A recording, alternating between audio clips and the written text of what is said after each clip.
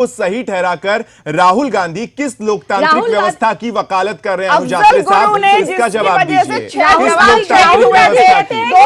अभिव्यक्ति है, इसे वो बोलने की अभिव्यक्ति कहते हैं। और वो हैदराबाद पहुंचते हैं, केजरीवाल का भी आप देख लीजिए। यहाँ जो मर गए डॉक्टर साहब, वो भी ओबीसी से थे, उनकी उन्होंने खोज खबर नहीं ली। यहाँ ठंड से मर गए, कंबल नहीं थे, उनकी खोज खबर नहीं ली। लेकिन वो कहते हैं कि मुझे देश की राजनीति में नहीं, दिल्ली की राजनीति करनी है, लेकिन उसके बावजूद भी वो हैदराबाद पहुंच जाते हैं। तो सोचिए, ये वही हाल हो गया। तो आपके पुराने समर्थक है अनुजात्रे साहब, आपको तो जवाब देना ही चाहिए। पहले से आपके सहयोगी है, 49 दिन की सरकार उनके साथ आपने चलाई है, तो थोड़े विचार तो कांग्रेस के इधर उधर हो जाएंगे। लेकिन सवाल सवाल ये है कि राहुल गांधी किस लोकतांत्रिक व्यवस्था की वकालत करते हैं जब वो इन छात्रों का समर्थन करते हैं? इस देश को ये बता दीजिए। बिल्कुल राहुल जी समर्थन करते हैं, कांग्रेस पार्टी बिल्कुल समर्थन करेगी। अगर जब ये भारतीय जनता पार्टी, आप बोलने दीजिए, मुझे विषय मत बोलिए। पूरी बात वहां जाके कहते हैं कि राहुल, पहले मुझे मेरी बात पूरी कंप्लीट करने दीजिए, उसके बाद बोलिएगा। पहले उन्हें बोलेंगे, आपकी बात समझ में आएगी, मुझे बोलने दीजिए, उसके बाद आपको समझ मिलेगा, तब बोलिएगा। कांग्रेस पार्टी, राहुल गांधी जी हर उस निर्दोष छात्र के साथ हमेशा खड़ी रहेंगी जब ये भारतीय जनता पार्टी नीच सरकार जो है दमन करेगी, अत्याचार करेगी। कैसा दमन? हर समय इस बात का दमन, आप लोगों से बात का दमन नहीं। एक मिनट प्राची जी, एक मिनट। अनुजात्रे साहब, सीधा सवाल, किस बात का दमन, किसका दमन? आप अगर जो दोषी लोग हैं, आप मुझे बोलने दीजिए, उसके बाद बोलिए। मेरे को बोलने दीजिए, पहले आप मुझे बोलने दीजिए। दमन हुआ था, अभी कोई दमन नहीं हुआ। 1975 की बात नहीं कीजिए, 2016 की बात कीजिए। आप 2016 की बात कीजिए। अभी आज हम 2016 की बात करने बैठे हैं। अगर 1975 की बात करनी है तो उसी की बात कर लेते हैं सारी। आप बताइए, स्वप्निल जी, हमें किस विषय में बात करनी है? आज बताइए, इमरजेंसी में बात करनी है या जेएनयू में इमरजेंसी लगी है, उसके ऊपर बात करनी है? हमें किस विषय में बात करनी है?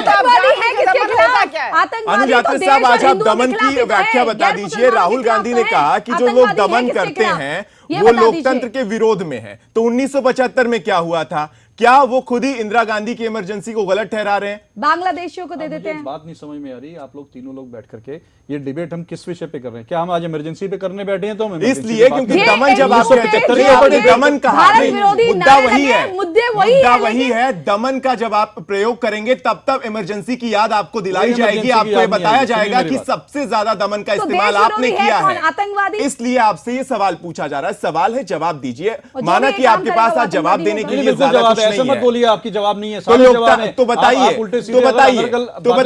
तो दमन किस बात का? दमन किस बात का? किसका दमन? आप मुझे बोलने देंगे तभी ना। जब बीच में तीनों लोग बोल देंगे तो क्या मैं अपनी बात पूरी करूंगा? बताइए। सवाल ये है, दमन उस बात का है, आरोप इस बात का है कि आप निर्दोष छात्रों को पकड़ते हैं, जो दोषी छात्र जो वहां पे सरेआम जो है पाकिस्तान जिंदाबाद और देश तोड़ने की बात करते हैं, उनको आप आइडेंटिफाई करके उनकी गिरफ्तारी। कन्हैया कुमार उसी छात्र संघ के अध्यक्ष है, उन्हें ही गिरफ्तारी की है। अध्यक्ष है क्या कन्हैया कुमार ने नारे लगाए? क्या कन्हैया कुमार कहीं से भी ऐसा कुछ प्रूव हो रहा है? आप साबित कीजिए। अब कांग्रेस ये तय करेगी या राजनीतिक पार्टियां ये तय करेगी कि कानून व्यवस्था क्या करेगी? आज ही पार्टी बिल्कुल तय करेगी। अगर राजनीतिक पार्टी बिल्कुल उसके साथ आपके एबीवीपी के छात्र कश्मीर से आकर के, पीडीपी के छात्र कश्मीर से आकर वहां पे आकर के दंगा करते हैं, हंगामा करते हैं, और आप निर्दोष छात्रों को अंदर डाल देंगे, उनको दबाने की जगह, उनको पकड़ने की जगह।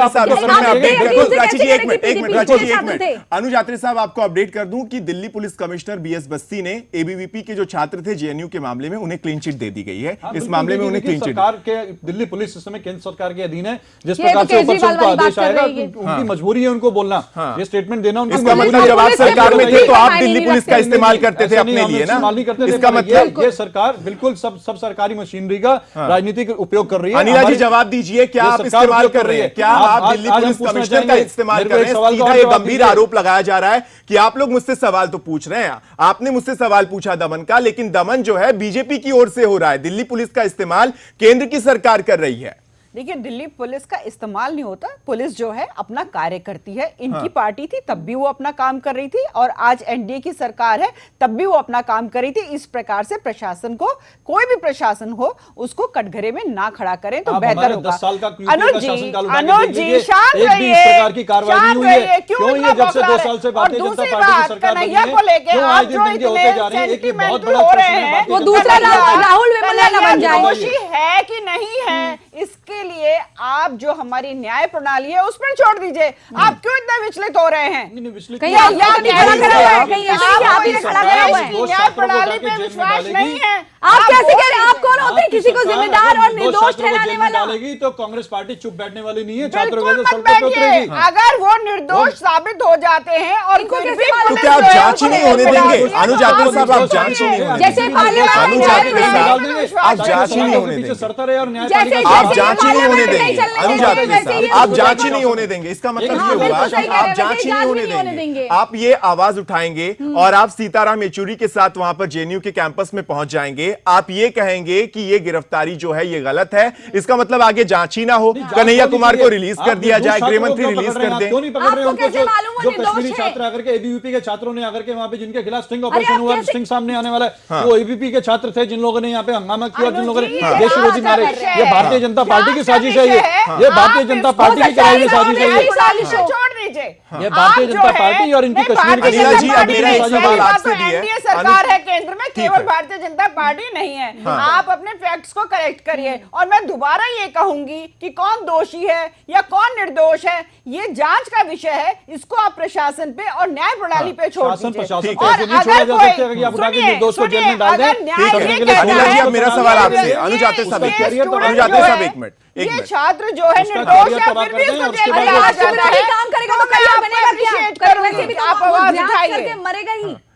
अनिला जी, सवाल आपसे है कि आपने गिरफ्तारी की, कन्हैया की गिरफ्तारी तो हो गई, केंद्र सरकार की ओर से की गई, दिल्ली पुलिस की ओर से की गई, जो भी आरोप लग रहे हैं वो हो गया। लेकिन सवाल यह है कि जो बाकी के 10 लोग हैं उन्हें अब तक